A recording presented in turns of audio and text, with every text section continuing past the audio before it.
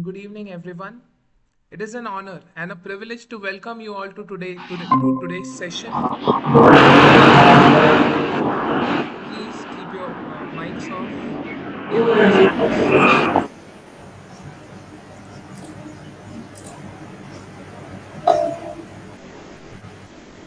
So I think it's your mic.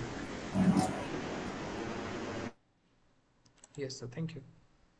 It is an honor and a privilege to welcome you all to today's session organized by the dynamic Ph.D. Research Center in English of B.N.N. College, Bhiwandi.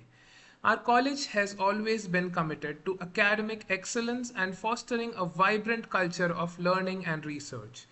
This is the second session of a lecture series through which we aim to explore a diverse range of themes and foster meaningful engagement with literature in all its multifaceted forms. What makes this even more special is that it has been conceptualized and organized by the PhD scholars of our research center under the guidance of Dr. Sudhir Nikam, head of the Department of English and my guide.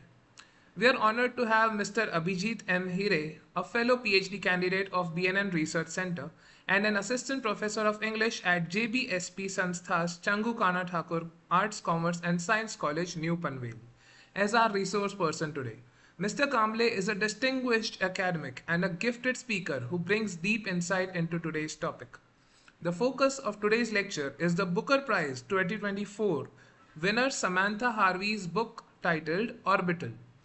It promises to be an engaging session as we delve into the works of Samantha Harvey. Her writing delves into connection, isolation, fragility, and the human condition. Today's discussion will explore these themes in depth. I thank you all for being here and for your enthusiasm in participating in this series. Let us now begin the insightful session.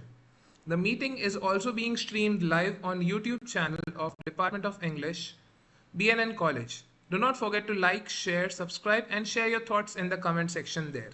I now hand over the platform to Mr. Kamble, the resource person for today. All the best, sir. Do take it. Thank you so much, and I really want to just express my gratitude for Dr. Sudhir Nikam sir, who simply has given me an opportunity to interact with such a brilliant minds, and also to Shivam for a wonderful, warm introduction of mine as well. Before we head towards the main topic of our discussion, there is one thing peeping into my mind always, that is, we are running out of time. And I hope many of you might have at least heard, or I must say experienced such kind of sentences while reading the science fiction novels. It's quite enigmatic, mysterious, and as I said earlier as well, that we have very limited time. We don't know about the future, but the curiosity led an author in English who simply tried her level best and completed such a remarkable work, and that is the topic of our today's discussion called Orbital. We are quite fortunate to have such a wonderful book. It was published in 2023, and just imagine within a year, in 2024, it got the honor of winning the prestigious prize called Booker Prize 2024. I need, at least as I said, active presence is important than passive, the listener for the meaningful discussion. So I would like all of you to be active while in this lecture. Let me share the screen so that at least you will have the look into the PPT that I have tried to fetch for you guys.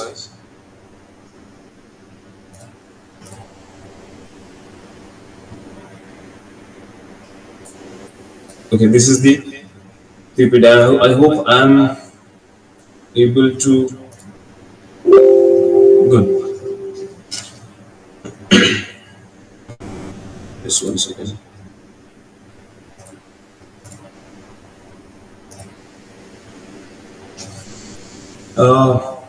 You might have tried your level best to find out the information about this particular book, but make sure, even if you go to YouTube or any other AI platforms, you will see only the skeleton or a rough element. Personally, I have gone through this particular book, which is 136 pages, brilliantly written novel, and the author profoundly impacted my own personal life. Uh, the very word orbital, we might be very aware about this particular concept of orbit, right? Earth's orbit.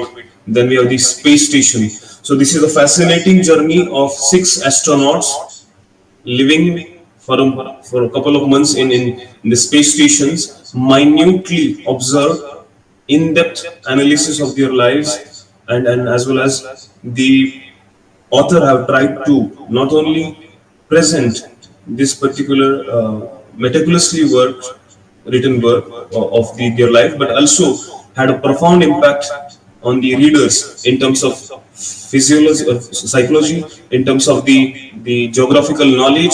As I have done, as I said earlier as well, that I have studied for the civil services exam, and I know very well the geography of the world as well.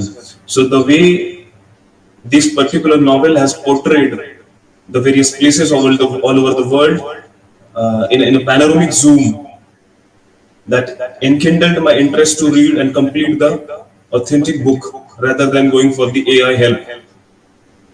So, without wasting the time, I would like to begin with this PPT I have prepared for all of you. There are 3 PPTs, one for regarding the book. Second, meanwhile, I will open it for the sake of to let you know about the to let you know about the what is the space station, and the third one is about the history of Booker Prize. Okay, so we will work simultaneously. But begin with the first slide, that is the orbital, a journey through time, space, and consciousness. Uh, it's a journey. Samantha Harvey's journey, which captivates our consciousness specifically.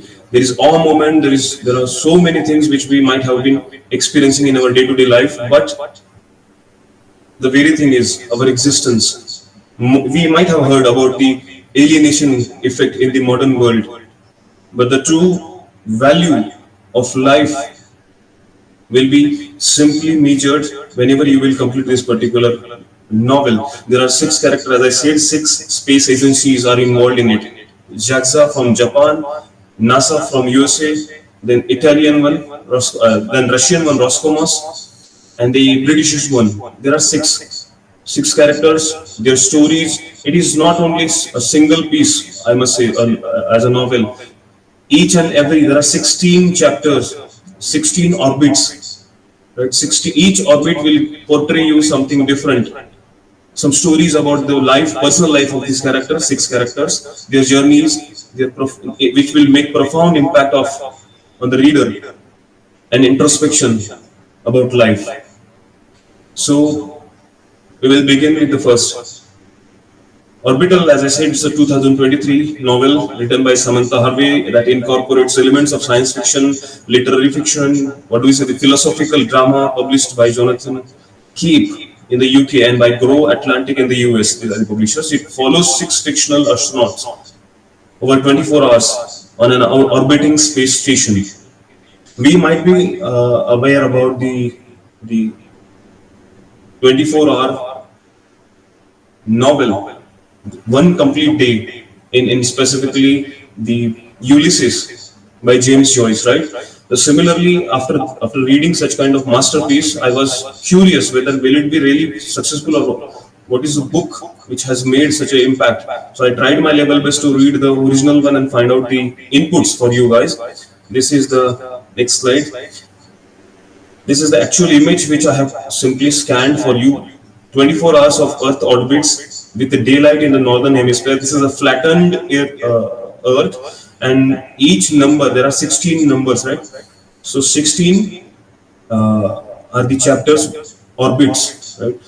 We have 24 hours, but in the space, every 90 minutes the day changes.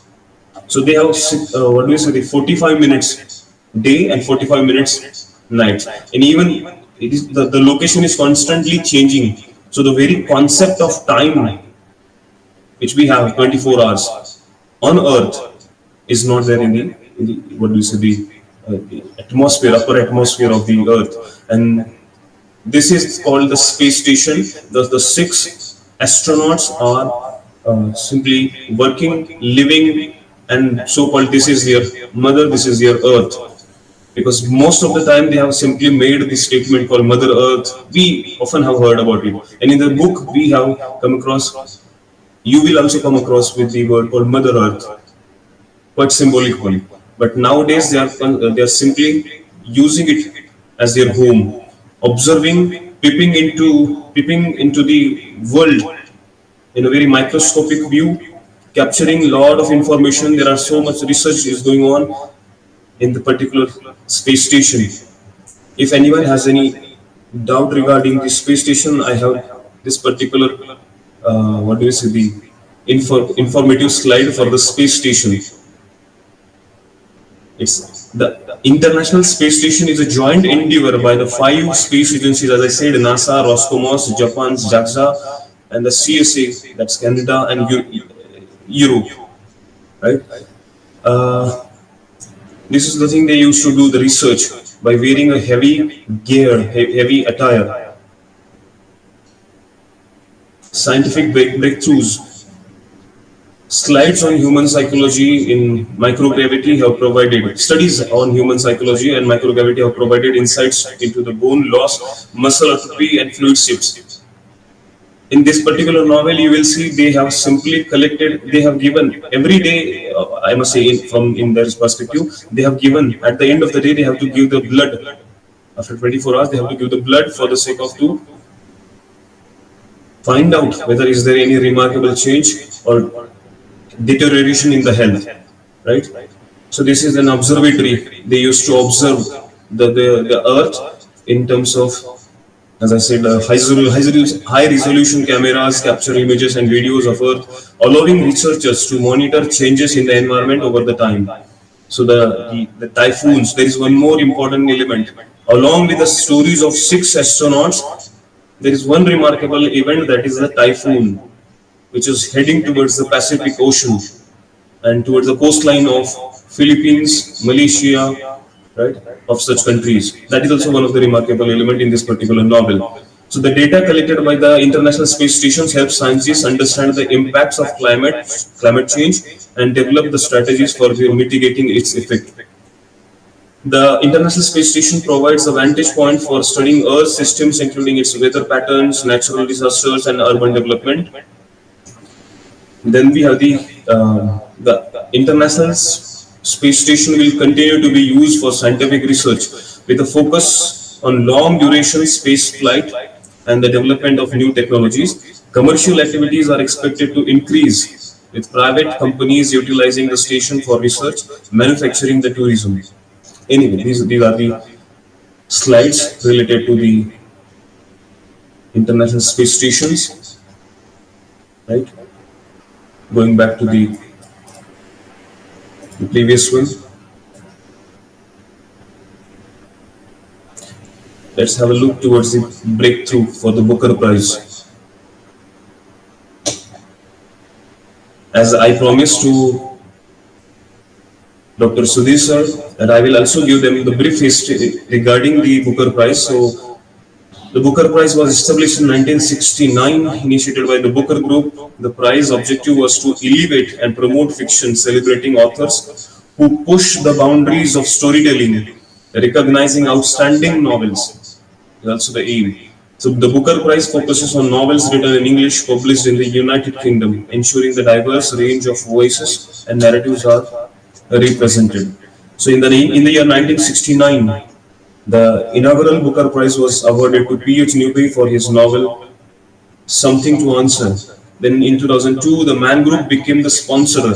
See, now the Booker Prize is taken by the Man Group. It's a private group which has given the sponsorship, and the name changes, Man Booker Prize. The prize was renamed as the Man Booker Prize. This shift make a period of greater international visibility and recognition. In 2014, eligibility expanded to include authors of any nationality writing in English, further amplifying the global reach and influence of the prize. Card became the new sponsor and the prize returned to its original name. Now in 2019, the sponsor is Card and again the name became Booker Prize. You might have also heard about the Man Booker Prize, right? So this is the genealogy, this is the timeline through which you will understand what is the changes, what were the changes in the name. Why do we have the multiple names, Booker Prize, Man Booker Prize, right? Even the, again coming back to the Booker Prize. So these are the recent winners, like 2022 we have the Seven Moons of Malia Almeida by Sheshan Karuna Tilaka. Then we have the 23rd Prophet Song by Paul Lynch and 2024 Orbital by Samantha Harvey. These are the slides related to the Booker Prize. What kind of thing we will get? A book usually gets because of the Booker recognition. It's simply the book is recognized globally, as the Booker Prize promotes international recognition for diverse narrative showcasing the richness and complexity of the global literacy landscape. Contemporary uses. The prize encourages authors to address significant contemporary issues, fostering dialogues and reflections on pressing matters facing society. As this particular book, Orbital, deals with multiple issues, even the politics, history, geopolitics, I must say, and a very sharp comment or critical comment over the human existence. What is the future of humanity was a line in one of the particular chapter. And let's go to the next, that is evolving criteria. The Booker Prize continues to evolve, adapting its criteria and sponsorship to stay relevant and responsive to the changing literary landscape. As I said, contemporary issues, such kind of recognition will simply give motivation or ask other writers to write something of the issues which are very, very prevalent, and make sure to inform people to read about of this kind of novels more. Then we have the, as I said, recognizing voices, literary innovation, global perspective. That's why it matters. Inspiration, recognition, and legacy. These are the things which also drives writers to write more, so that one day they may get the Booker Prize for their.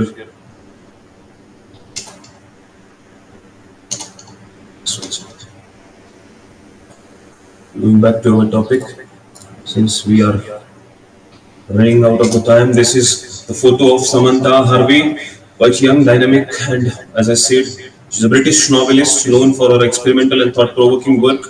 She pushes the boundaries of traditional storytelling, engaging readers in a complex interplay of memory, perception, and reality.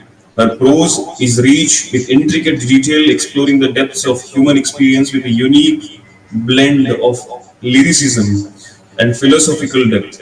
Lyricism, why? Because if you read it very closely, you will find that multiple repetitions of the sentences, words, and just for the sake of to portray a particular thing, she has given multiple examples, just like a lyrical poem. So in that way, her narrative is lyrical. Philosophical depth, because she has, as I said, commented very sharply over the issues which may not be, which might be overlooked by the average people. Harvey's distinctive style has garnered significant critical acclaim, establishing her as a significant voice in contemporary literature. Orbital, her latest novel, is a prime example of Harvey's experimental approach. It challenges conventional narrative structures, blurring the lines between past and present.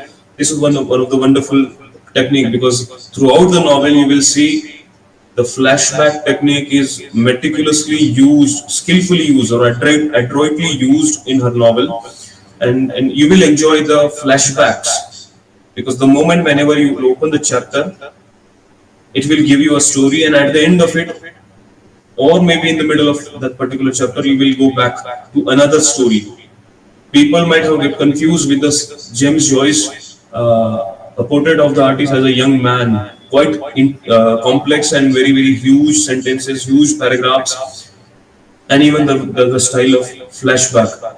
But this particular novel, which is as lucid as I must say, as if I am promoting, just like William Wordsworth, the preface to lyrical ballads, right? This is preface to Samantha Harvey's novel Orbital, because I really want to say, like William Wordsworth, I have that this particular author has used the very lucid language, the language which can be understood by very common people, those who have the basic knowledge of English. Even the words are very, as I said, very simple. And as I must confess, simplicity is one of the virtue you will find in her novel. Minimalistic view, unnecessarily dragging, unnecessary bombardment of words you will not find in this particular novel. It simply challenges, as I said, the conventional narrative where you will find the beginning, middle, and end. But if it's a journey of 24 hours of 6 characters, multiple stories, and whatnot, she has challenged the conventional narrative in terms of portraying their lives throughout the orbits of the international space stations. There's 16 orbits, provides detailed information about the characters and their lives and their journeys, their thinking process, their future, their past. 16 orbits simply not only presents the personal life of the character, but also vivid description of the lands, of the earth, the very Mother Earth. The colors it will portray, the colors it has portrayed in her novel is simply so, touching to our souls that we will think it twice, we will feel it. And I must say, while in between, many times in between while reading the novel, I felt myself sitting in that particular spaceship. That is the power of this particular author. You will feel it, you will understand, you will experience the very moments they are living, the very fear they are having, and the very hope that drives them 250 miles away from the earth. They are hanging in between the hope and destruction. Any moment, anything can happen. That's why I said we are running out of time. Anything can happen within a fraction of a second. At the end of this novel, you will see how beautifully she has described the journey of the universe. How even the Big Bang theory. I have never come across with such a simplest view, simplest story. One single page, 2 leaves, that describes the journey of the universe. We will go one by one, don't worry. So I was talking about the conventional narrative structures, blurring the lines between the past and the present, reality and imagination. Harvey's use of fragmented memories, shifting perspectives, and dream-like sequences create a captivating and disorienting reading experience. Mark these words, whenever you will read this particular novel, you will simply enjoy, you will remember these words, because as it is, you will find in the novel the dream sequences, as I said, then the shifting perspective from the sake of, as I said, there's a character called Chi, who simply represents the Japanese astronaut, and she has the memory regarding the Holocaust, the simple dropping of atomic bombs on Hiroshima and Nagasaki. It's a past experience mentioned over there. So the shifting perspective, from her perspective, the advancement of knowledge, the science was quite different than the others. But she has taken it very, very positively, and that's why she is there in the space station. Then we have the blurring lines between the past and the present. The dreams they are having, the characters usually, in the space station, are actually imagining the concept of family, because they know very well it's highly impossible. Just because somebody is not feeling well and he needs to go, she needs to go down, it's not possible for her. If it is so, at least 3 to 4 needs to go down, because as I said, you can't. So the blurring lines between past and present haunts, or as well as gives them the hope to live, to sustain, to maintain in this particular international space station. And wonderfully, as I said, reality and imagination. Imagination in terms of for the future projects, because International Space Station is just a simply platform they are working. After that, they hope to go to reach to the human footfall, I said, on Moon, and after that on Mars. Moon will be the landing ground where they will have to Somaslat, or what was they catapulted from Moon to the Mars, because as I said, our Earth simply uh, is at that particular zone, which is called Goldilocks zone. You might have heard about it. Goldilocks zone. That is a space. That is the exact line or space where Earth is uh, among the, what we say, the safe distance from the Sun, and Mars, which is our nearby neighbor, is at the edge of this particular Goldilocks zone. So the very life exists in this Goldilocks zone. So Mars will be the next. You may have a question: why not? Why only Mars? Why not Venus? Why not Saturn? Why not Jupiter? Just because of this Goldilocks zone, because Earth resides. Earth is simply hanging in the Goldilocks zone, where the life sustains, and Mars is at the edge of it. There is a possibility that atmosphere will be created or can be created on Mars, and just because of the Mars is at the edge of Goldilocks zone. The next sentence is about disorienting reading experiences, inviting through her text. She invites readers to actively participate in the construction of meaning, because, as I said, my knowledge regarding the particular concept of International Space Station was limited to the civil service study that I have done in a long time back.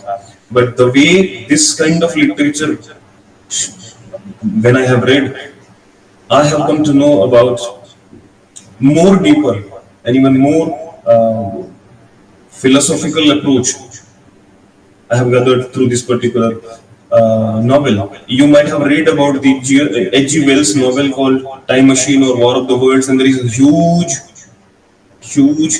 what do you say, genre called science fiction, which will not only the books but even the Hollywood industry is dwelling on it.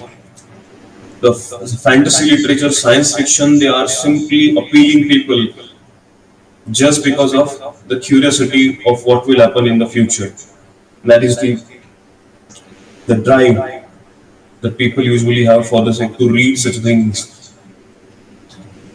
The core themes of orbital time, memory, and perception. Right? So one by one we will discuss this. The time is a central theme in Orbital, constantly shifting and challenging. As I said, we have 24 hours, and that is what we call the day and night, right? But they have 16 sunrises and 16 sunsets within the 90 minutes of period.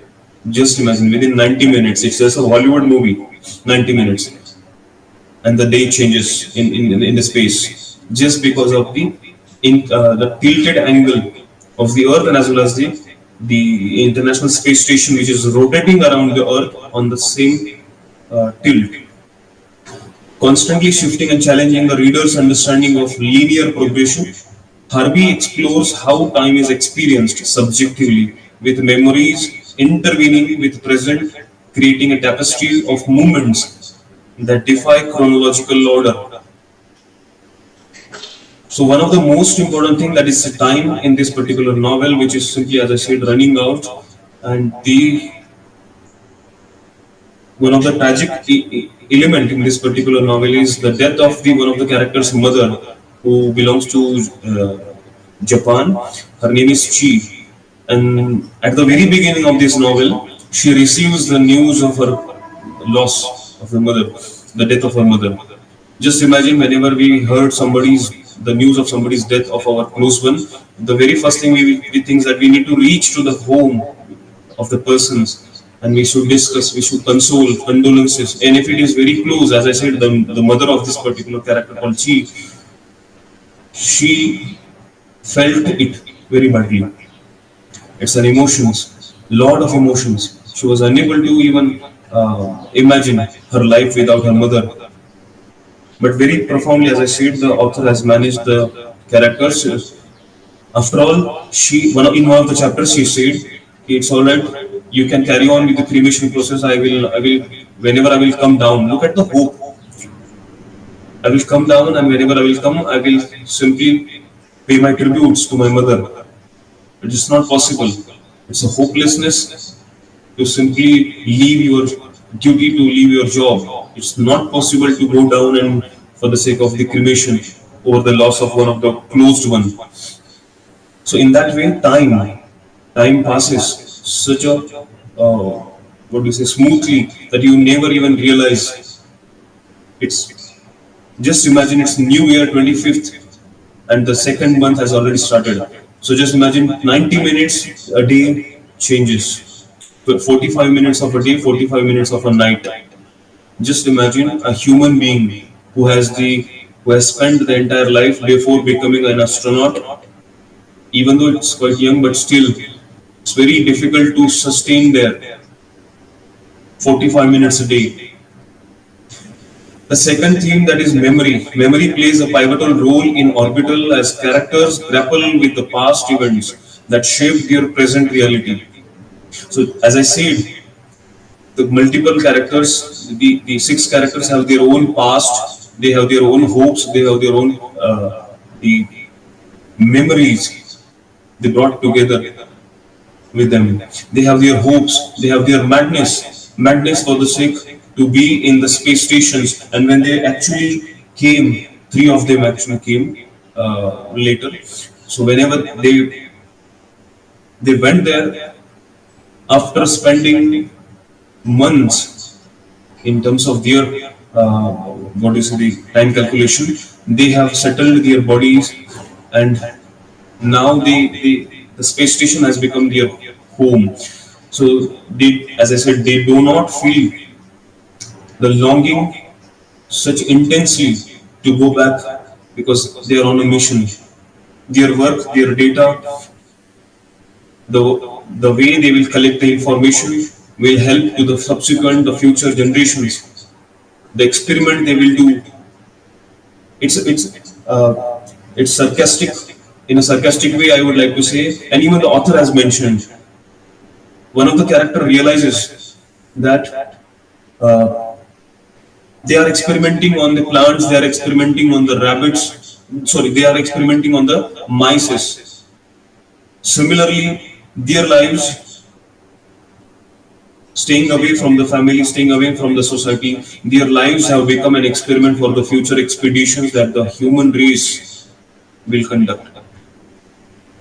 So, one very profound question: what is the nature, what is the future of humanity? And with this word, I will simply go to the next theme, that is called perception. Harvey explores how our perceptions of the world are constantly evolving and shaped by our individual experiences. The novel dwells into the subjective nature of perception.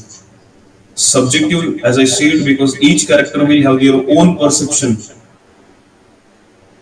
for their existence, for their hopes, for their dreams, for them being there in the very international space stations, for them being away from their family, for them missing their family, and even for the madness to not only hang in the international space stations, but to simply go beyond that, to reach to the moon. Because one of the incident is, there is an one of the spacecraft is simply going nearby from the space station to the moon, and many of the at least four of them simply what do you say, desperately wants to be the part of this particular moon expedition.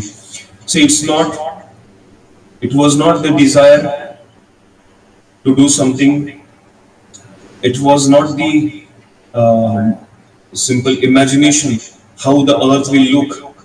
Everything is at one side, and the way they have simply lived their or documented their experiences is at the other side.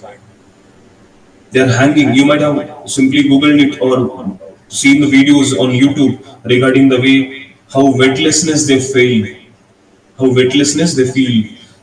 in the international space stations. So it's quite subjective, the experiences, whatever these and the stories they have simply shared with the through the particular six characters. So it's a subjective approach highlighting how different individuals can interpret the same events in a vastly different ways.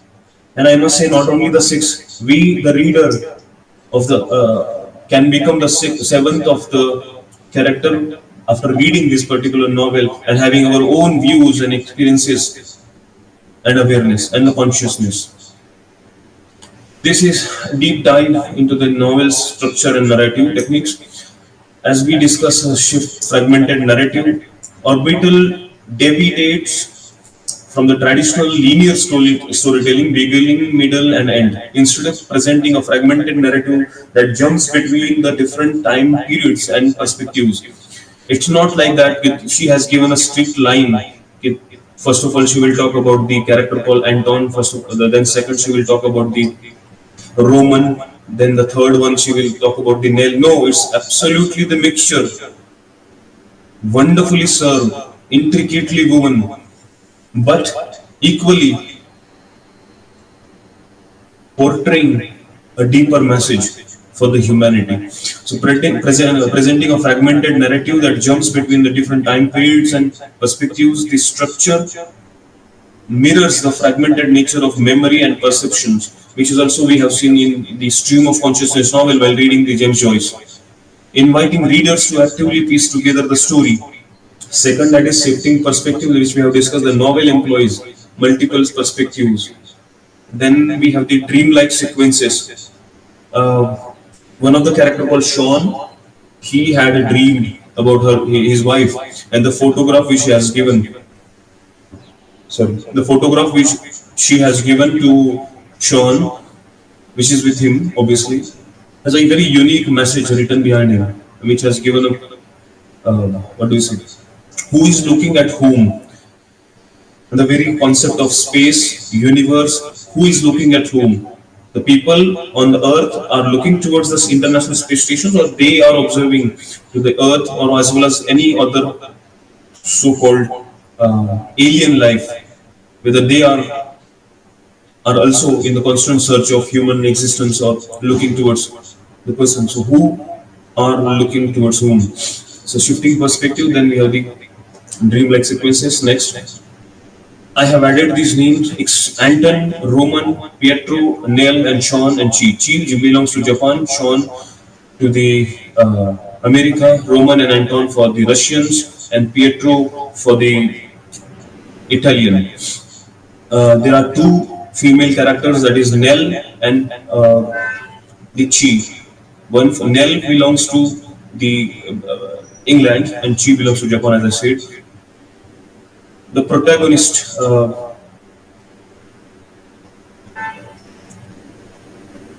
family dynamics, interconnectedness, as I said, the present and the past, as well as the reality and imaginativeness. These are the themes, these are the things which are constantly haunting to these characters. Before I should read the next slide, let me give you some inputs from the book, which I have simply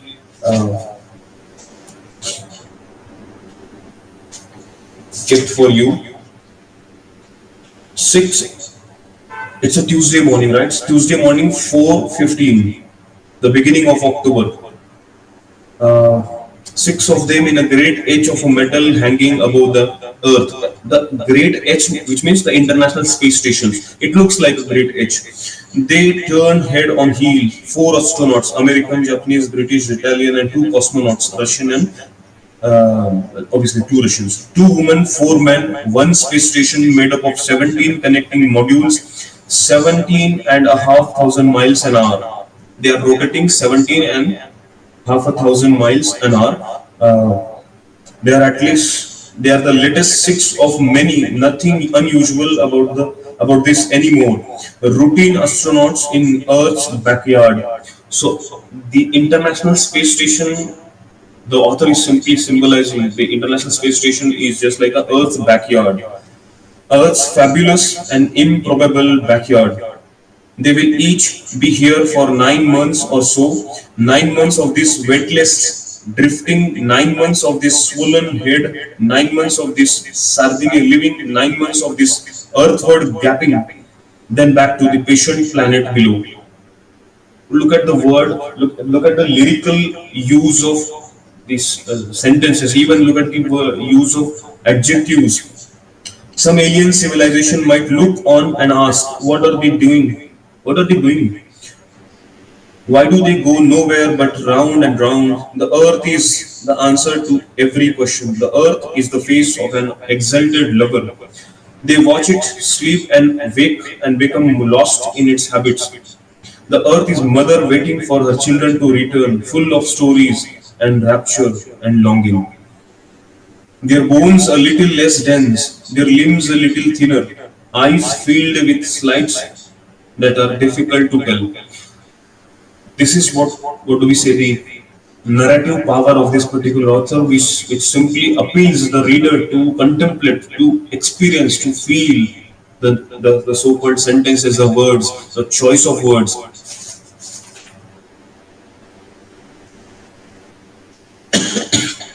Let me have a water, please.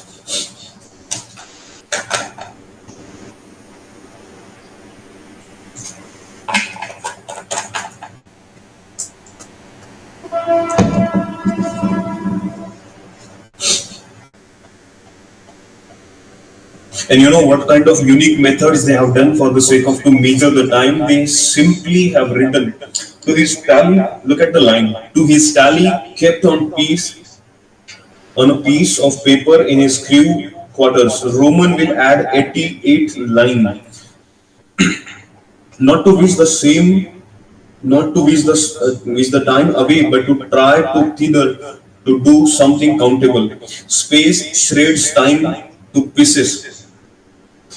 This is a very heavy statement. This is what we say, the quite an enlightening one to understand. Space shreds time to pieces. They were told this time in training. Keep a tally each day when you wake. Tell yourself this is the morning of a new day. Be clear with yourself on this matter. This is the morning of a new day. So it is, but this new day they will circle the earth 16 times. As I said, the book has the 16 orbits, and they will simply do their journey. They will see 16 sunrises and 16 sunsets, 16 days and 16 nights. Look often at your watch to anchor your mind, to tell yourself when you wake up, this is the morning of a new day.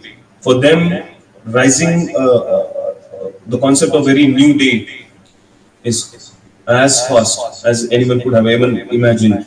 The whip of crack of morning arrives every 90 minutes. Every 90 minutes they will have another day. Sean was just a 15 years old when he had a dream for the sake to to become an astronaut. They look down and they understand why it is called Mother Earth. They all feel it from time to time. They all make an association between Earth and a mother.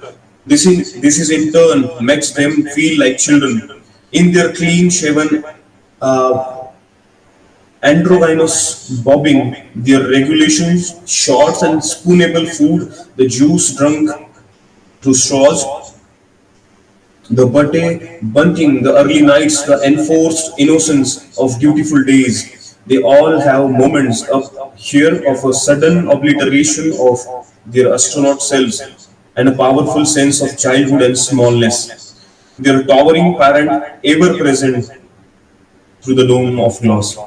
So the window of the International Space Stations, it has been considered the dome of glass. because through the small window they are peeping into the world, they are observing, they are simply looking down. Sometimes they wish for a cold. It's just the beginnings that I'm sharing with you. How powerful she has written the book. Sometimes they wish for a cold, stiff wind, blustery rain, autumn leaves, red. After reaching to the space station, I'm describing. After reaching to the space station, what they are longing for, because this wetlessness, this is the complete pause, right? The life they are living in this particular space station after spending many months in that particular position, they are longing for this the what to say, a cold stiff blustery rain, autumn leaves, reddened fingers, muddy legs, a curious dog, a startled rabbit, a leaping sudden deer, a puddle in a pothole, soaked feet, a slight hill, a fellow runner, a shaft of sun. Sometimes they just succumb to the eventful, windless humming of their sealed spacecraft. While they run, while they cycle, while they push and press, the continents and oceans fall away beneath the Leviander, Arctic, the eastern tip of Russia, vanishing behind. Storms strengthening over the Pacific and the desert and mountain, creased morning, deserts of Chad, southern Russia and Mongolia and the Pacific and once more. So just look at the what they simply need, what they long for. A very common average thing, which we are living, which we are experiencing, but we may not have the consciousness or maybe think it as a very futile thing, right? But they are experiencing, they just need it, they are longing for that. And one more thing, the 16 orbits. So they are just simply describing, the author is trying to portray each and every continent, the countries, their nature. So it will be a what do you say, the remarkable experience to go through the narratives. The best book becomes, why do we consider a book called the unputdownable book? Because it has the two things. First, dialogue, and the second is the narration. So the narration, the description in short of the things. So the way the author has described the nature has simply mesmerized, we or will be mesmerized the reader, whoever really fond of the such a science fictional or geographic, to know more about the nature.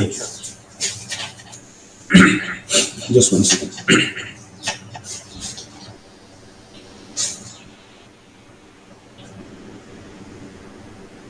There is that idea of a floating family. So they are floating, and that is their own family. They are completely away from us. But in some ways, they are not really a family at all. They are both much more and much less than that. They are everything to each other for this short stretch of time because they are all there. They are companions, they are colleagues, they are mentors, they are doctors, they are dentists, they are hairdressers. On spacewalks, launches, re-entry in re-emergencies, in emergencies, they are each other's lifeline. They are each to the others a representative of a human race. As I said, this is not only the lyrical, but it is also sharing the deeper message. And the author has very sharply criticized the, just one second. Yep, geopolitical scenario. So rather than, as I said, giving you the slide voice summary of whatever we have done or I have done, it's better to share the live experiences of the things that I have gone through and to let you, to urge, to create an urge in you to read the book. Okay, so every there's a deeper message related to the politics, how politics is changing and how this particular it is affecting to the very concept, the very or the concept of Mother Earth. If only politics really were a pantomime, if politics were just a farcical, inane at times, insane entertainment provided by characters who, for the most part, have got where they are, not by being in any way revolutionary or percipient or wise in their views, but by being louder, bigger, more ostentatious, more unscrupulously wanting of the play of power than those around them. If that were be if that were the beginning and the end of the story, it would be not so. Instead, they come to see that it's not a pantomime or just that it's a force so great that it has shaped every single thing on the surface of the earth that they had thought from here so human proof.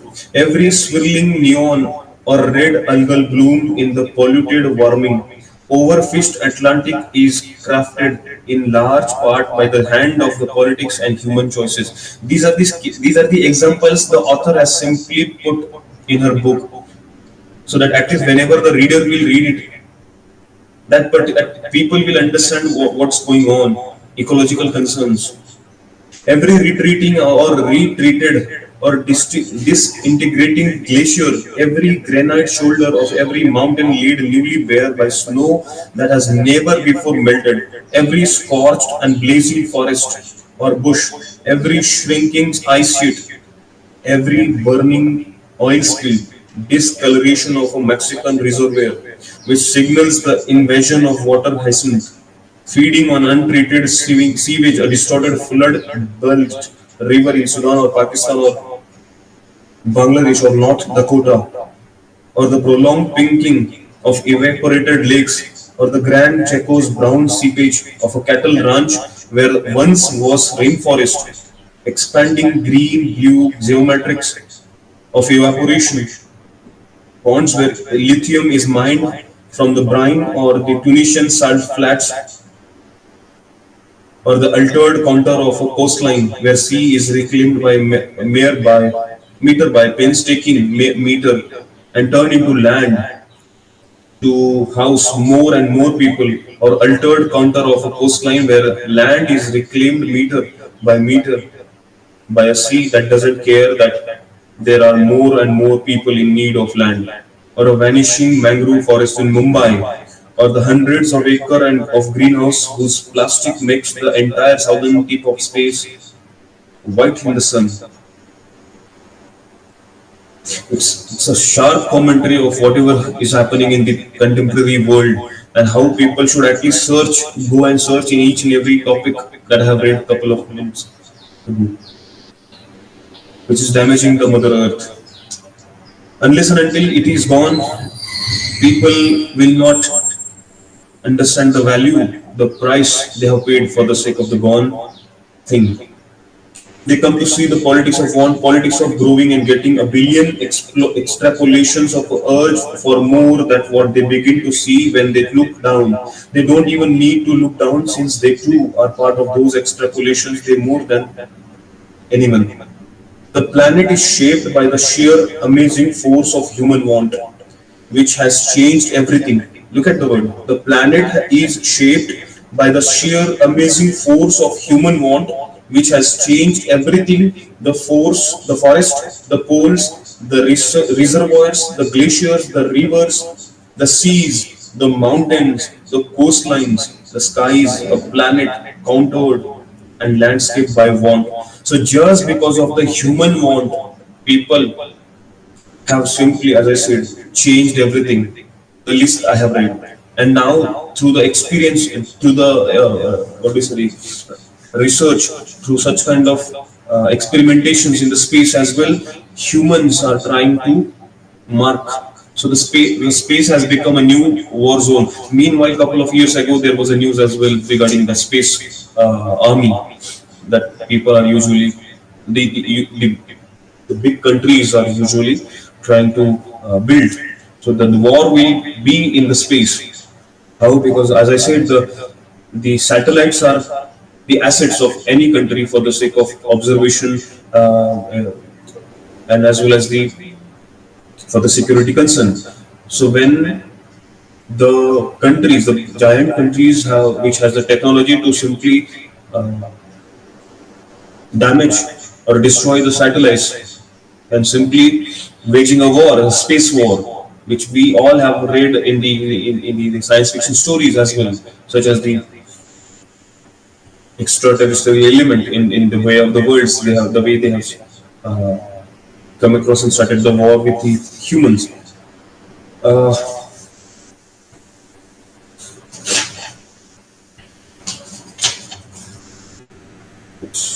Something related to there is a mention regarding the earlier experiences, the earlier experimentation, such as Voyager 1 and Voyager 2, which was 2 years back, was in news again because they have simply crossed the dwarf planet called Pluto, and after that, the light of our sun, the very sun which is providing energy to us, is completely dimming, and now they have the Voyagers has passed, storing sending back a lot of data for the sake of experimentation, which is also mentioned in this particular book. So there is one concept, the question which haunts: what is the future of humanity? Sean's wife, as I said, has given a particular photograph, and after that, there is a message, as I said. So there is a question: what is the future of humanity? Does he know anything about that? He thinks that. Just 1 second.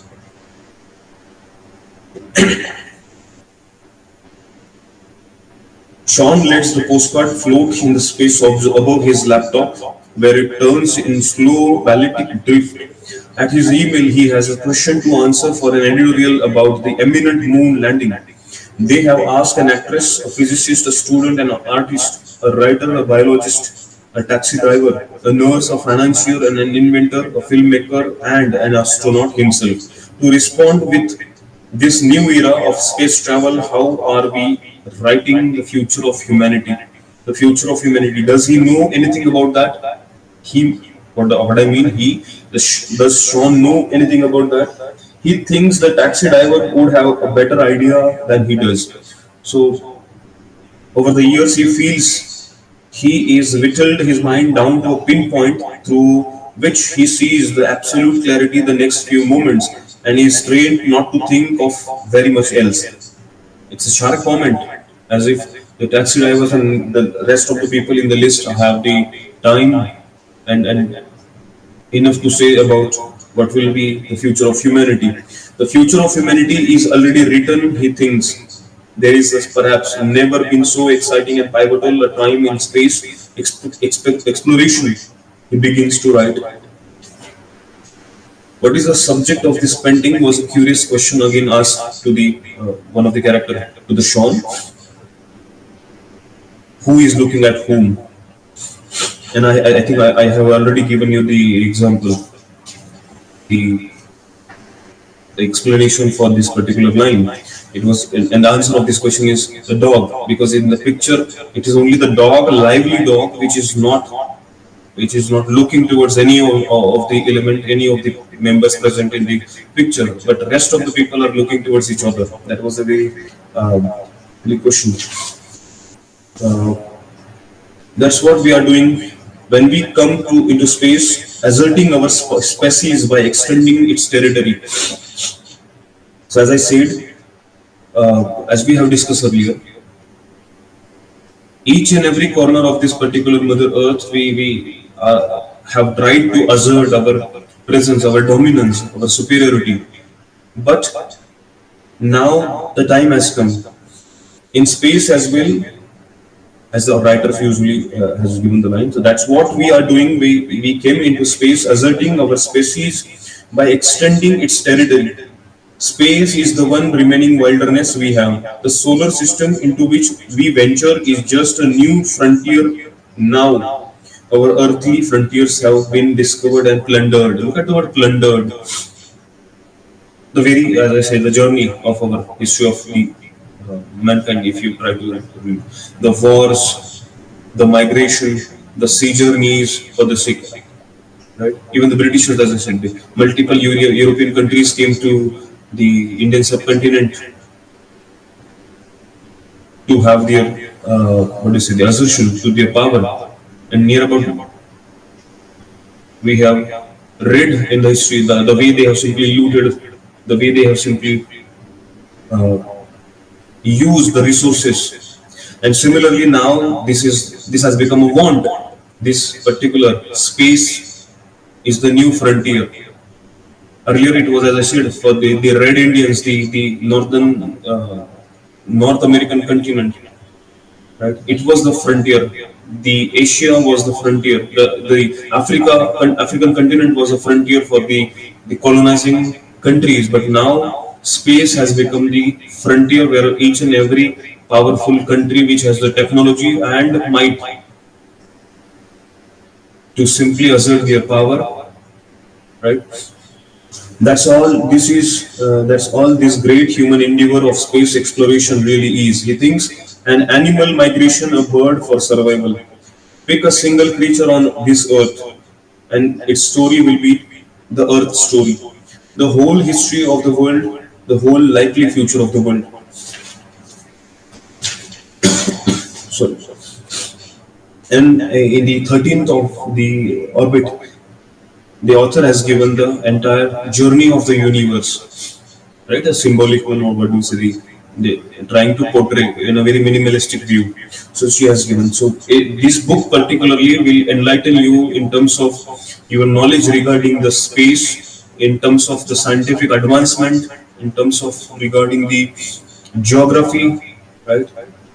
And what do you say, the geopolitics, the damage done by the humans, and as well as the importance of the very earth, how much we should simply respect, value, and try to save it, not to damage it more. But this is what I say. The book will contribute as a philosophical mean, as a philosophical rendering to think deeply about this topic. Just 1 second. And also, not only the origin of the universe, the author in the subsequent chapters of the 13, she has given a wonderful, what do you say, awareness about the extinction as well. Look at the lines. A wandering star could throw the whole solar system out an Earth. With it, a meteor strike could cause mass extinction. So a nearby wandering star, as I said, could throw the whole solar system out and Earth. With a meteor strike could cause mass extinction. The Earth's axial tilt could increase the flexing and drifting of orbits, could eventually eject some planets, and even in all events, it will be in roughly another 4 months, 5 billion years that the sun will run out of fuel, expand to a red dwarf, and consume Mercury and Venus. This is as I said, the sharp comment, critical comment about the extinction of human existence, of human life on Earth. We are caught in the universe of collision and drift, the long, slow ripples of first Big Bang, and the cosmos breaks apart. The closest galaxies smash together. Right? We exist now in a fleeting bloom of life, and knowing one finger snap of a frenetic being, and this is it. This particular line, one finger snap of a frenetic being. You might have seen this particular concept in the one of the Marvel's movies, the Avengers, where the Thanos with his one snap and the tries to change the entire the future of the galaxies, the creatures living on the planet. Right. Similarly, the second thing that it symbolizes, one single snap, which means pressing one single button of an atomic. The countries, those who have nuclear power weapons, with their own, what do you say, the pressing the button, they can simply destroy the very existence of multiple countries and damage the earth more, which can create huge calamity and great damage to the human life. So these were the things I was simply, what do you say, experiencing through this book.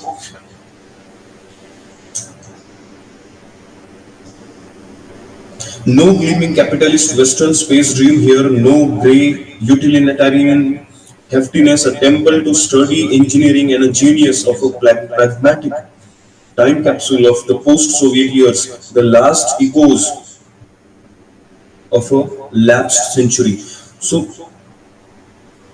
the author has tried to comment over the things not only of the space, not only of the humans, but as well as the capitalist mentality, the point of view is the so-called the want of humans. You might have heard about the space explorations done by the SpaceX and as well as Jeff Bezos just to commercialize the space journey. We presently at least we are building the rockets which will carry the common people to the space as a new frontier. The word may symbolize new frontier. The word may symbolize the so-called tourist destination in future if everything goes correctly. So this is what we imagine. This is what we experience in this particular book. Why we confined to an orbit 250 miles above. So one of the character imagines why we confine ourselves to an orbit 250 miles above the Earth when you could be 250,000 miles above it, and that's just the start. That's just the moon. Then a habitation base around the moon and a habitation base on the moon, extended time spent with long haul spacecraft refueling. One day, not so distant, there will be men and women slingshotting out of the Earth's orbit and away, far past the six of them here toward the beckoning red beacon of Mars. So one of the characters is explaining his own imagination and hope. So Mars is the new planet which we long for. It's not like that the Earth will die and it will be damaged, and so that's why we are searching for the new habitable place. It's just because of we are driven by the hope, we are driven by the keen interest. What is there out of the Earth's atmosphere in the space? And this particular drive brings these six characters into the space to live an extraordinary life. Look at the six, and those who have come before them are the labs rats who have made all things possible. They are the specimens and objectives of research who have forged the way for their own surpassing. One day their journeys to space will seem nothing but a coached excursion, and horizons of possibility that open out at their fingers will only confirm their own smallness and briefness. So we call it, what do we say? We assume it's one of the greatest findings. It is one of the greatest achievement, but it's just a small and brief achievement because the future is completely different. They are the data. As I said, they take blood, urine, fecal, and saliva samples, monitor their heart rates and blood pressures and sleep patterns, document any ache, pain, or unusual sensation. They are data above all else. That means A means and not an end. The loneliness of being here and the apprehension of living here. It's just about the future and the siren song of other worlds, some grand abstract dream of interplanetary life and of humanity uncoupled from its hobbled earth and set free the conquest of void. Through this particular lines, they have tried to just simply portray the dreams they have, the hopes, the things they want to do in the space. So as you might have gone through this particular slide very keenly while listening to the narrative and vivid imagery in the experiences that I have read, we will go to the next one. The experimental storytelling, as I said, it's quite an innovative experiment, narrative structure, flashback techniques, stream of consciousness. Then, just 1 second.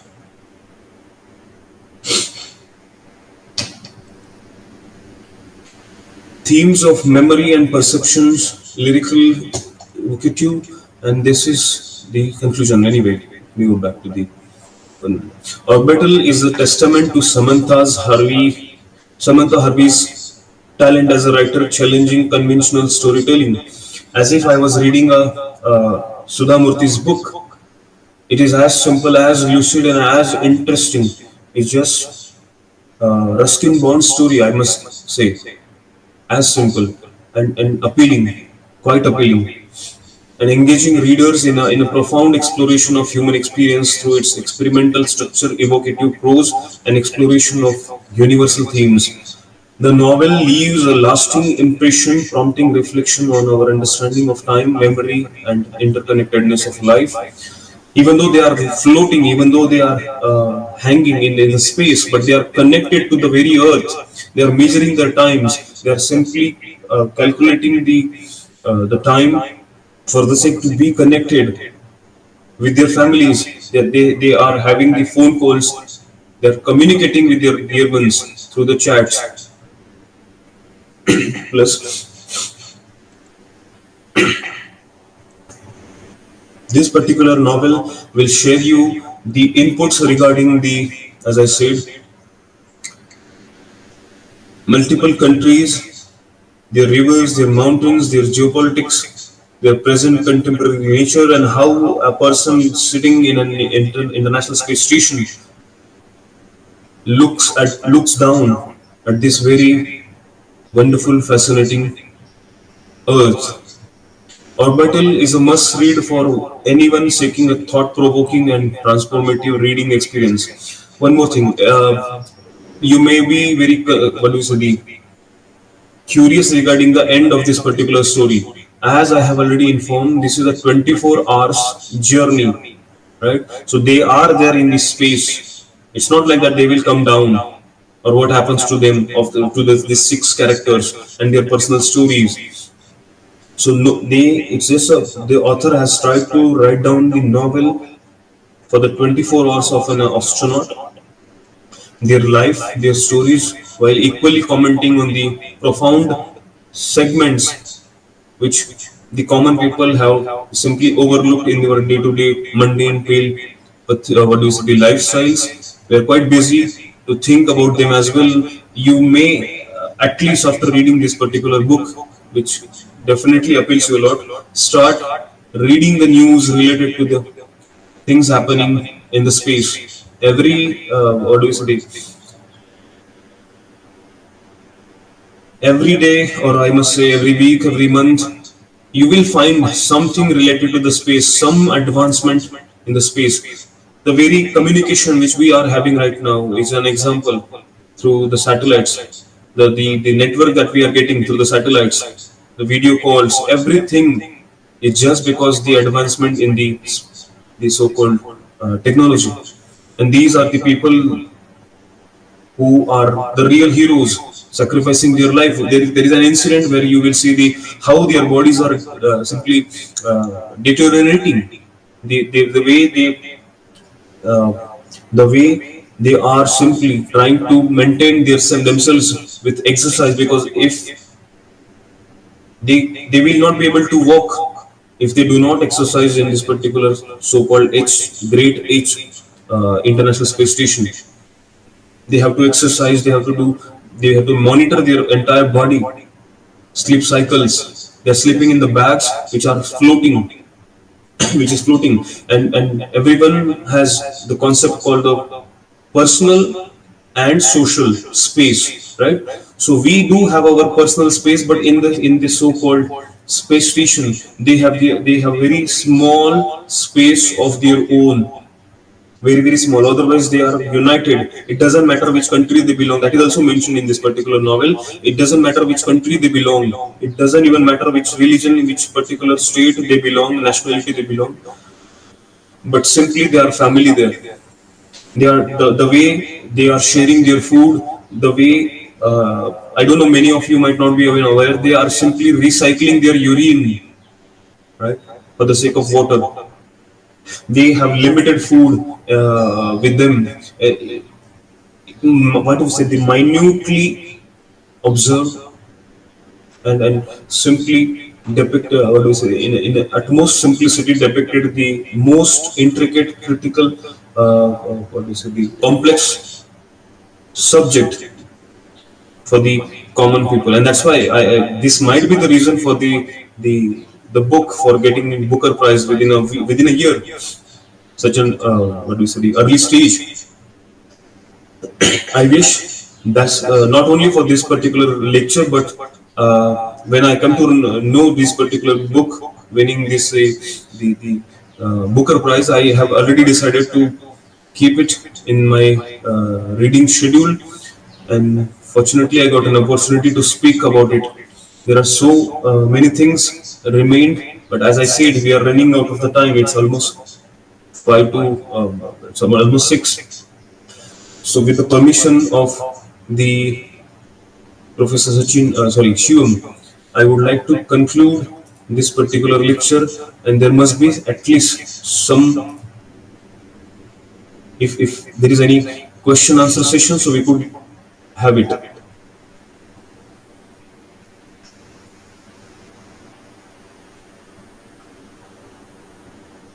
Shivam, are you there? Yes, sir, I'm here. Okay, so there are a lot of things are in my head related to this particular novel, but I wish if I will get it from the students, so that I could answer them very nicely, rather than, as I said, Do yes. any of the participants have any questions for sir? Good evening, sir. Good evening. Thank you so much for this wonderful session. You just said that their comparison with Sudha Murthy and Ruskin Bond Yes. stories. So you can just on what actually what type of comparison you are talking about in this? In terms of the sentence structures, in terms of the choice of words, just to portray the very, what do you say, the things which will be understood by the common people, those who have the basic knowledge of English. In that sense, I will say, because the way they have simply written the stories, Sudhamurti, yeah, or we could say the Ruskin Bond, they have made sure they will create the mystery, the want to know more what will happen on the next page. Similarly, on this particular basis, Samantha Harvey has also tried her level best to portray the things, to depict the things in a very simple manner. Yes, sir. Thank you so much. Yes.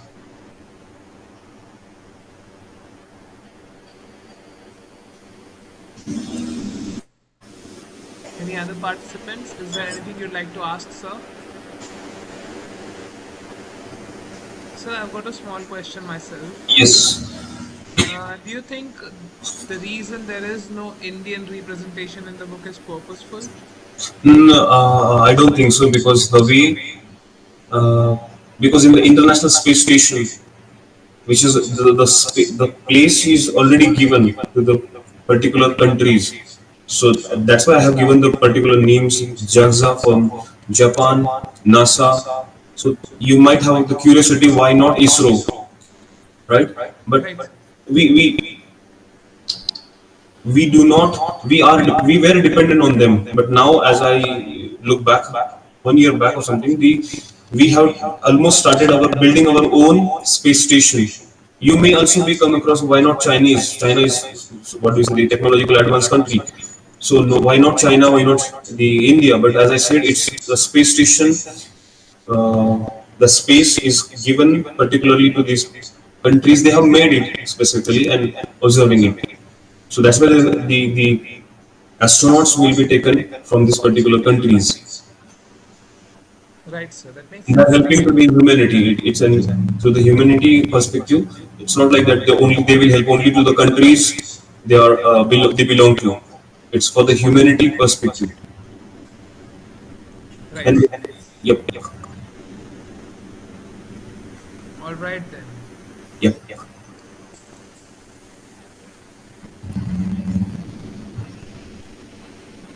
Do I make the conclusionary note, sir? All right. As we conclude today's insightful and enriching session, I would like to take this opportunity to express my heartfelt gratitude to all those who made this event possible. First and foremost, I extend my deepest thanks to Padma Shri Anna Sahib Jadhav, the visionary founder of our trust, whose dedication and foresight have laid the foundation for our institution's success.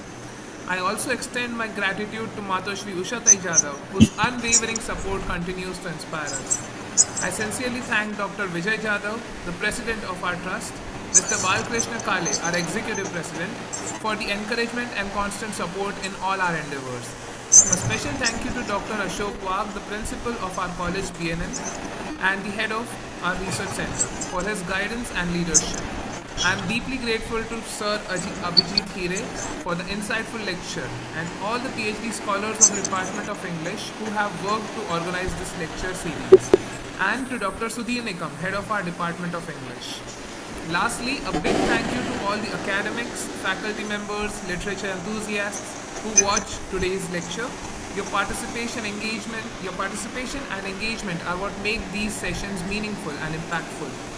For those who have joined in late, the meeting has also been streamed live on the YouTube page of our channel, Department of English, B.N.N.College. Do not forget to like, share and subscribe, and share your thoughts in the comment section there. Thank you once again, and I look forward to many such sessions in the future, sir.